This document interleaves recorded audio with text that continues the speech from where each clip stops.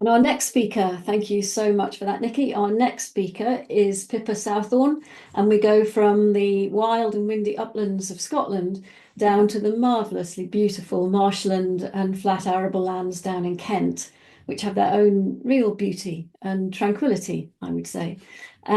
Nikki and I have never met, but I am fascinated to hear what she's got to say. Nikki doesn't have breeding curlew. Her concentration is much more on the other end of a curlew's life cycle, on the wintering site. Because they're a coastal farm, Nikki will tell us all about this. Pippa, I'm sorry, you get wintering curlew down on your land, and so we'll get a feel for what can be done to protect the curlew in the winter months, which, as we know, is increasingly important.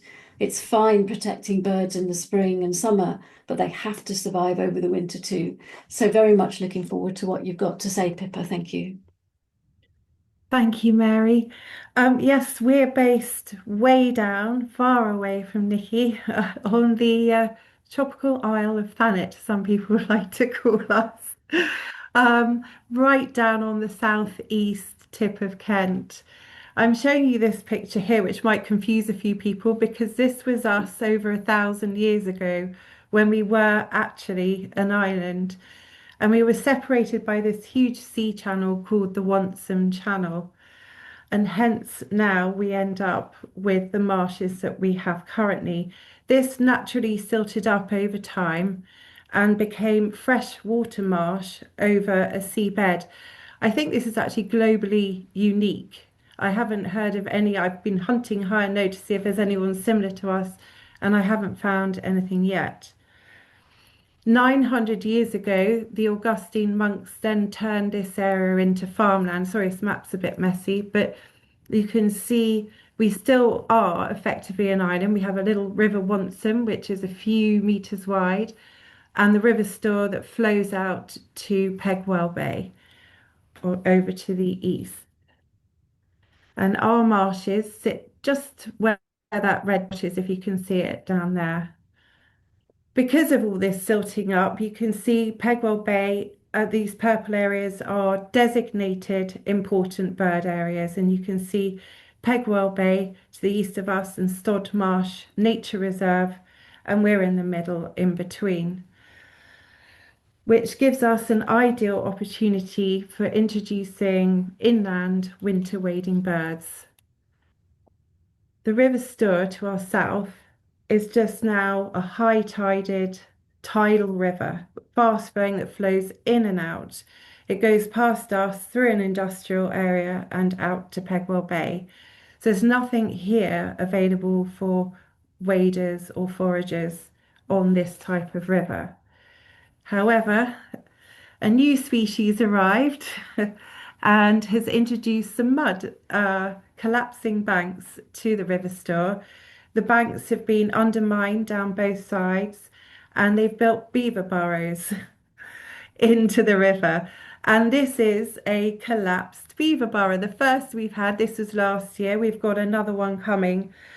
And when the tide comes in and out, you can now see little footprints where birds have been foraging on that bit of mud available to them. But being highly nutritious, a year later, it's just grown with vegetation again. So they're short-lived little foraging areas at the moment, but we'll see how they progress.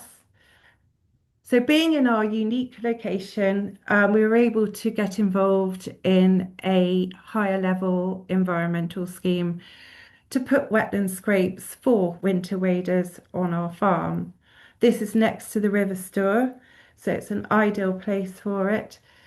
Um, we approached Natural England, they came out and surveyed with us, they surveyed across the whole farm, and we worked together to build a plan for putting in these wetlands, which we started in 2018. In the first, they very quickly recover. The first year looked like a disaster, and despite approaching all the bodies for approval, Environment Agency, Local Council, Water Board, we had a complaint that a farmer had gone mad in the top picture. I mean, not to blame anyone, you can see why. But a year later, it all calmed down, and we have beautiful wetlands here now. So the scrapes we installed altogether about 1.2 kilometres long, and they're now showing on the Ordnance Survey map as a wetland area. We have some of the lowest rainfall in the country, just 600 mil a year. So by April, the scrapes are beginning to dry. Although curlew here are foraging in the last bit of mud, they still have Pegwell Bay where they go out and they can forage for food at low tide.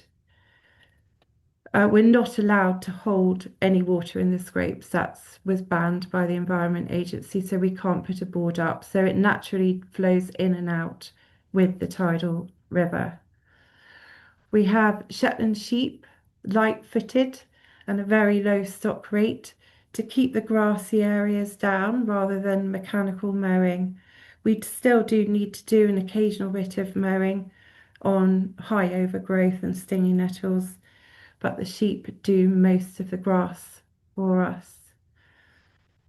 Despite our best efforts, the curlew still love landing in winter wheat stubble.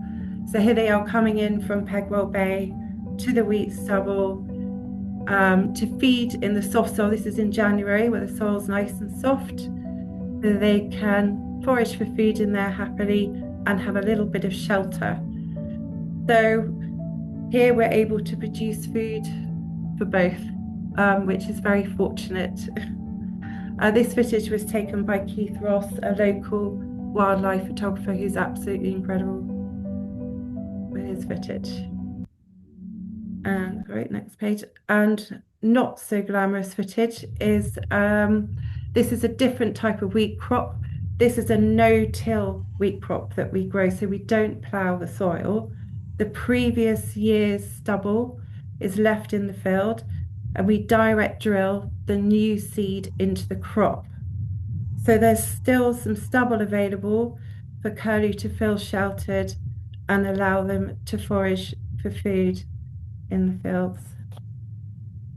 We don't use insecticides on our crops at all, and we always put in cover crops to ensure a healthy, vibrant soil. And by no tilling, it does increase the biodiversity of the soil as well. In the winter, the scrapes for the first time froze despite being in the hot part of Kent. So we went down and broke them all up. And in the end, we actually just had to put a vehicle down the edge of it to get that ice broken. And birds could then happily feed again. So we've got some data. We have infrastructure project coming through, and because of that, we have a lot of data on birds in this area. This is taken from the National Grid Survey 23-24, and we have Graham Barker and George Cooper who do bird ringing on the farm as well. So you can see nocturnally the curlew are coming in at night and their peak of 161. Golden plover 370 during the daytime. Snipe nocturnal. And again, their nocturnal survey points out how our fields are being used not only in the day but the night, which we've never really known before because we are not nocturnal survey. This is very interesting and new information to us because most of the bird counts are done during the day that are on eBird. And here's a Minster Marshes eBird. So these are people who have reported anyone can log on and look up Minster Marshes, and you can see that they are often more frequent than the national average. Unfortunately, we have a huge infrastructure project coming through. It is starting at Pegwell Bay, where cables will come in. It'll go through the marshes. We're having a temporary construction bridge over our wetland and crossing the river with additional pylons. and a huge converter station, 10-story, 9 hectare, on the former sea channel, which is hard to understand because we all think it will probably sink. It's a very mysterious construction. Another good sign from the National Grid surveys was them counting 370 golden plover over the arable fields.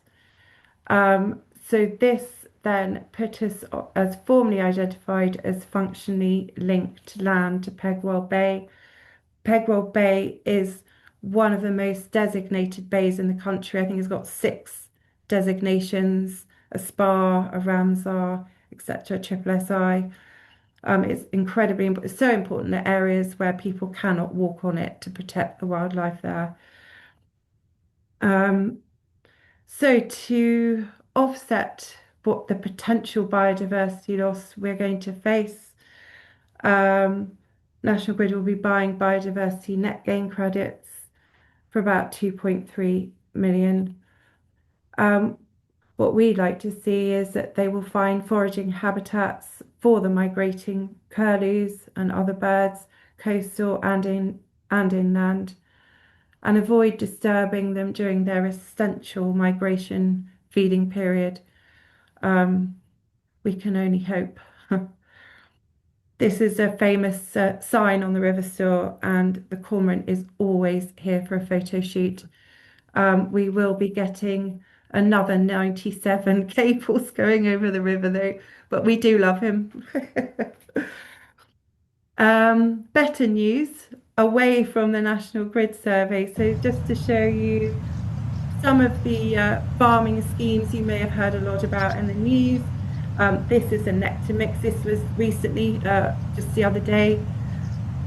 These are house martins feeding on the insects. I don't know if you can see it very clearly below. They're very successful, and I think there are thousands of hectares across the country where farmers have taken this up, and I hope that we'll see the benefits of that. And this is our winter bird food crop with predator. However, they sort of dart about with each other, so the birds are feeding in a huge abundance. You'll see them whiz past in a minute on these crops. Absolutely grateful for the variety of rich food, and I think the buzzard is also grateful in his own way. And our most successful ground nesting bird is the skylark by far. We have 251 birds